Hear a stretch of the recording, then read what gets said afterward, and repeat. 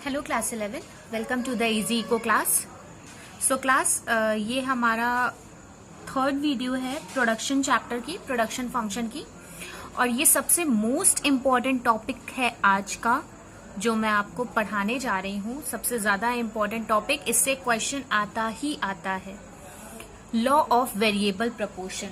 Law of variable proportion या इसको other नाम इसका है law of return to a factor. ठीक है, ये दो नाम से ये जाना जाता है। ये एक लॉ है आपका, पढ़ लीजिए क्या बोलता है ये लॉ।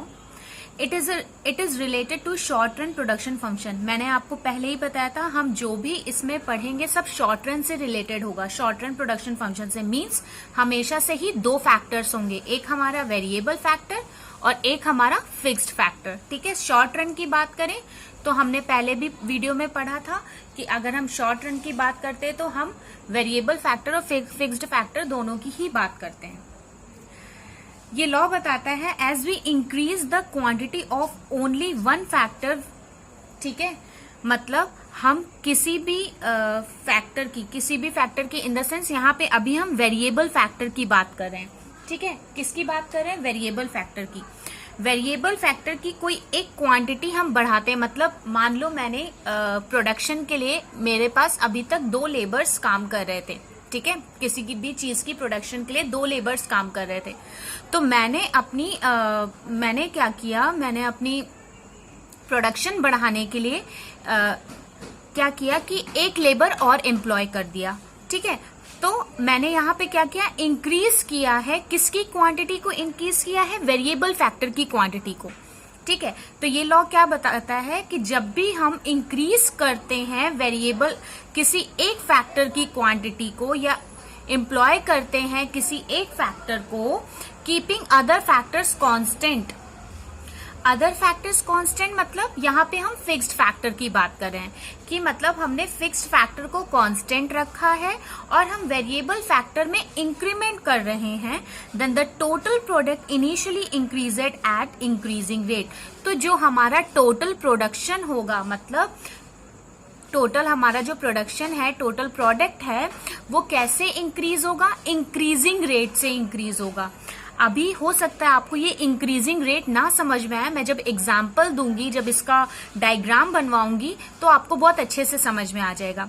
अभी बस इतना सुन लो कि ये लॉ ये बताता है कि जब भी हम किसी एक फैक्टर की क्वांटिटी को इंक्रीज करते हैं और अदर फैक्टर्स हम फिक्स्ड रखते हैं, मतलब अदर फैक्टर्स कांस्टेंट रखते हैं, तो जो टोटल प्रोडक्ट होता है हमारा वो इंक्रीजिंग रेट से बढ़ता है।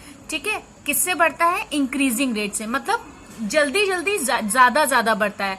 मान लो अभी तक 2 लेबर्स काम कर रहे थे, मैंने तीसरा लेबर लगाया तो अभी तक मेरे पास 100 का प्रोडक्शन हो रहा था, फिर जैसे ही मैंने तीसरा लगाया मेरा 210 का प्रोडक्शन होने लगा। तो इतना ज्यादा हाई होना मतलब इंक्रीजिंग रेट से बढ़ना। ठीक है, अब increasing rate, then at decreasing rate. फिर उसके बाद जब इंक्रीजिंग रेट से बढ़ता है तो जैसे जैसे हम क्वांटिटी इंक्रीज करते जाते हैं, मतलब लेबर्स लगाते जाते हैं, तो जो हमारा टोटल प्रोडक्शन होता है वो डिक्रीजिंग रेट से बढ़ता है। मींस अभी तक इतना ज्यादा गैप से बढ़ रहा था, मतलब पहले 200 करते थे, फिर 1 लेबर लगाया तो डायरेक्ट 310 प्रोडक्शन होने लगा, फिर एक और लेबर लगाया तो 500 प्रोडक्शन करने लगे। तो कितनी जल्दी बढ़ रहा है, गैप कितना आ रहा है? 310, एक और लगाने से 500 हो गया। फिर उसके बाद जैसे जैसे हम एम्प्लॉय करते जाते हैं तो डिक्रीजिंग रेट से बढ़ता है। डिक्रीजिंग मीन्स 500 हुआ, फिर मैंने एक और 5वां लेबर लगाया तो 500 से वो सिर्फ 590 तक पहुंचे। ठीक है, 590 प्रोडक्शन हुआ। तो ये डिक्रीजिंग रेट हुआ ना, कि मतलब अभी तक 100 के गैप में ये लोग प्रोडक्शन कर रहे थे, 100 की क्वांटिटी बना रहे थे, फिर सिर्फ जैसे ही मैंने और एक लेबर बढ़ाया, क्या हो गया? सिर्फ 90 और कर पाए ये लोग एक्स्ट्रा क्वांटिटी। ये आप को रिलेट कर सकते हैं मार्जिनल यूटिलिटी से बेटा, कि जैसे जैसे आप एडिशनल यूनिट्स कंज्यूम करते थे आपका जो सेटिस्फैक्शन लेवल होता था कम होता जाता था ना। यही चीज यहाँ पे है कि इनकी जो कैपेसिटी है प्रोडक्शन करने की वो कम हो रही है, मतलब एक टाइम पे आके इनकी कैपेसिटी कम होने लगी। इंक्रीज तो कर रहा है लेकिन डिक्रीजिंग रेट से इंक्रीज कर रहा है, ठीक है, ज्यादा नहीं बढ़ रहा है। And finally at a negative rate. और उसके बाद ऐसा टाइम होता है जब टोटल प्रोडक्शन कांस्टेंट होके गिरने लगता है। मीन्स जैसे मैंने बताया था आपको एमयू के और टीयू के केस में कि हमने 5 रोटियां 6 रोटियां खा ली, अब और कोई भी खिला देगा तो वो उल्टा मतलब अपोजिट हो जाएगा, हो सकता है मैं खा ही ना पाऊं और जो था अंदर वो भी निकल जाए। तो यहाँ पे क्या है कि अभी तक इंक्रीजिंग रेट से बढ़ रहा था, फिर डिक्रीजिंग रेट से बढ़ रहा था, फिर उसके बाद वो नेगेटिव रेट पे चला गया, मतलब कांस्टेंट होके नीचे गिरने लगा, ठीक है, क्योंकि यहाँ पे हमने एक्स्ट्रा लेबर्स जो थे वो एम्प्लॉय कर दिए, एक्स्ट्रा क्वांटिटी एम्प्लॉय कर दी वेरिएबल फैक्टर की, इस वजह से ये केस हो गया। ठीक, आई होप ये थोड़ा बहुत आप लोगों को समझ में आ गया होगा। अब लॉ है तो ऑब्वियसली मैंने क्या बताया था कि अजम्पशंस तो होंगे ही होंगे। इकोनॉमिक्स में कोई ऐसा लॉ नहीं है जो विदाउट अजम्पशन चलता हो, तो लॉ है तो अजम्पशन होने ही होने हैं। अब देखिए इसके अजम्पशंस क्या कहते हैं, समझ लेते हैं। It is related to short run production function. मैंने पहले ही बता दिया कि यहाँ पे हमें मान के ही चलना है कि शॉर्ट रन प्रोडक्शन फंक्शन है, लॉन्ग रन प्रोडक्शन फंक्शन नहीं है। मतलब कोई भी अगर प्रोडक्शन कर रहा है तो वो ये सोच के कर रहा है कि मैं सिर्फ और सिर्फ 1.5 साल या 2 साल तक ही प्रोडक्शन करूंगा, उसके बाद मैं प्रोडक्शन नहीं करूंगा। ठीक है, नेक्स्ट है आपका टेक्नोलॉजी रिमेन सेम। हम एक ही टेक्नोलॉजी अपनाएंगे यहाँ पे। मतलब अगर हम लेबर्स कर रहे हैं, लेबर्स को एम्प्लॉय करके अपना प्रोडक्शन कर रहे हैं, तो जब तक मैं प्रोडक्शन करूंगी अपना, जितने साल तक क्या यहाँ शॉर्ट रन की बात है, तो 1.5-2 साल तक जब तक प्रोडक्शन करूंगी लेबर को ही लगा के करूंगी। मैं यहाँ पे टेक्नोलॉजी चेंज नहीं करूंगी कि नहीं भाई अब मशीन आने लगी तो लेबर हटा के मैंने मशीन्स लगवा ली, नहीं, ऐसा नहीं होगा। 2 फैक्टर्स ऑफ प्रोडक्शन, यहाँ पे हमारा 2 फैक्टर्स ऑफ प्रोडक्शन है। कौन कौन से 2 फैक्टर्स पढ़ाए थे मैंने? एक हमारा फिक्स्ड फैक्टर और एक हमारा वेरिएबल फैक्टर। 2 फैक्टर पढ़ाए थे ना। अगर 2 फैक्टर्स आपके नहीं है तो लॉ ऑफ वेरिएबल प्रोपोर्शन जो है आपका वो सही नहीं होगा, ये लॉ आएगा ही नहीं जब तक 2 फैक्टर्स नहीं होंगे यहाँ पे। नेक्स्ट है the law applies on field only. ये जो लॉ है ये फील्ड पर ही अप्लाई होगा, ठीक है, फील्ड्स पे ही अप्लाई होगा और कहीं अप्लाई नहीं होगा। ये हमको मान के चलना है, ठीक है, ये हमारा अजम्पशन है। ठीक, अब इस लॉ को हम थ्रू डायग्राम और थ्रू टेबल पढ़ते हैं तब ज्यादा अच्छे से समझ में आएगा। फिर इसका एक मैं रिकैप दे दूंगी तो उससे और जल्दी समझ में आ जाएगा। समझ लेते हैं डायग्राम और टेबल।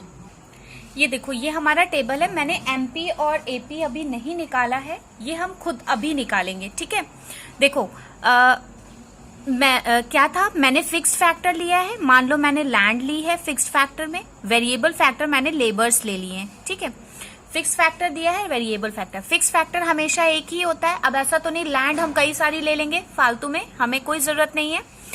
वेरिएबल फैक्टर में पहले एक लेबर लगा के देखा तो टोटल प्रोडक्ट वो कितना करता था, 10 करता था। फिर जैसे ही मैंने दूसरा लेबर लगाया उसकी प्रोडक्ट दोनों मिलके कितना करते थे, 40 करते थे, मतलब 30 करते थे, सॉरी 30 करते थे। फिर मैंने 3 लेबर लगाए तो तीनों मिलके कितना करते थे, 45 करते थे। ऐसे ऐसे आपका टीपी आ गया। ठीक है, अब देखो कि मार्जिनल प्रोडक्ट कैसे निकलता है। मार्जिनल प्रोडक्ट की बात सुन लीजिए। एमपी कैसे निकालेंगे समझ लेते हैं। अब पहला तो 10 ही रहेगा, ये हमें सबको पता है। दूसरा कैसे होगा, ये माइनस ये या ये माइनस ये। मैंने बताया था ना एमपी कैसे निकलता है, टीपीएन माइनस टीपीएन माइनस 1। ऐसे ही ये फॉर्मूला था ना, टीपीएन माइनस टीपीएन माइनस 1। तो मतलब 30 माइनस 10 कितना हो गया, 20। 45 माइनस 30 कितना हो गया, 15।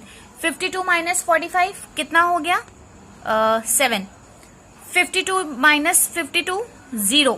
ठीक है, और उसके बाद 48 माइनस 52 हो गया माइनस का 4। ठीक, ये आ गया हमारे पास। अब हम एपी निकालते हैं। एपी का फॉर्मूला मैंने क्या बताया था, टीपी अपॉन क्यू या फिर टीपी अपॉन एन, यही बताया था ना। तो टीपी अपॉन एन कितना हो गया, पहला 10 ही रहेगा। 30 अपॉन 2 15 आ जाएगा। ठीक है, 45/3 ये हमारा एपी निकल गया। ठीक है, हमने क्या किया, ये सब इससे डिवाइड कर दिए। ठीक है, TP/N। अब ये हमारा एपी निकल गया, मतलब टेबल हमारा पूरा कंप्लीट हो गया। अब इसका डायग्राम देखो कैसे बनता है, बताती हूं मैं डायग्राम।